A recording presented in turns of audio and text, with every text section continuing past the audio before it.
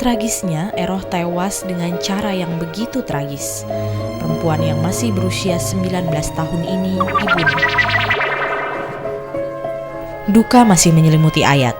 Pegawai sekolah Atista Pondok Ara ini tak menyangka bahwa sepulang dari kerja, ia akan menemui istri tercintanya telah terbujur kaku di Rumah Sakit Koder Karawaci. Eroh, sang istri tercinta, telah berpulang kepada Sang Pencipta. Tragisnya, Eroh tewas dengan cara yang begitu tragis.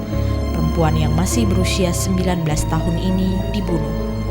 Sang pelaku bukan orang jauh, tapi tetangganya sendiri. Seakan telah mendapat firasat, sehari menjelang kematiannya, Eroh telah menunjukkan sikap yang tidak biasa. Malam itu setelah Ayat pulang dari kerja dan beranjak ke peraduan, Eroh minta suaminya terus memeluknya. Esok paginya pun Eroh seakan tidak rela kalau Ayat pergi kerja. Jangan berangkat. Emang kenapa, Neng? Dia diem aja tuh. Udah saya berangkat aja. Nggak tahu mau kejadian begini ini, nggak tahu. Udah saya berangkat. Mungkin itu firasat kali.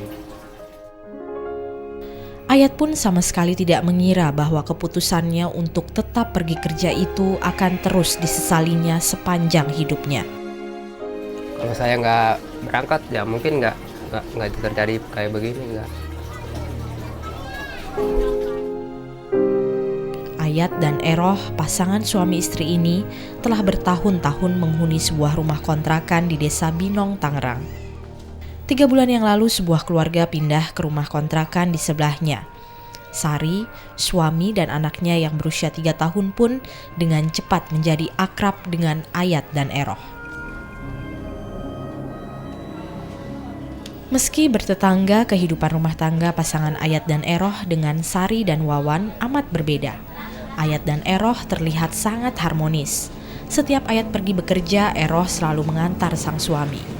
Mereka pun kerap terlihat tengah bercanda, sedangkan Sari dan Wawan selalu terlihat terlibat cekcok. Rupanya, kemesraan Ayat dan Eroh yang disaksikannya setiap hari menyulutkan api cemburu di hati Sari, karena apa yang dialami Sari dengan sang suami sungguh berlawanan dengan hubungan Ayat dan Eroh. Bahasa itu pernah ngomong, saya kan lagi bercanda aja sama istri saya. Bahasa ngomong, saya mah iri sama Mas Ayat. Mas Ayat mah setiap hari bercanda terus, nggak kayak saya ditinggalin melulu. Saya mah iri, dia manggil gitu tuh, mbaknya iri sama saya itu. Puncaknya pada suatu siang tanggal 16 September 2005. Sari dan Wawan terlibat pertengkaran hebat yang dipicu oleh kekesalan Sari karena Wawan sudah lama menganggur. Lelaki itu ternyata juga punya hubungan dengan perempuan lain. Saat itu Eroh yang baru saja pulang usai berbelanja mendengar pertengkaran itu. Dengan maksud baik ingin melerai pertengkaran itu, Eroh pergi ke rumah Sari.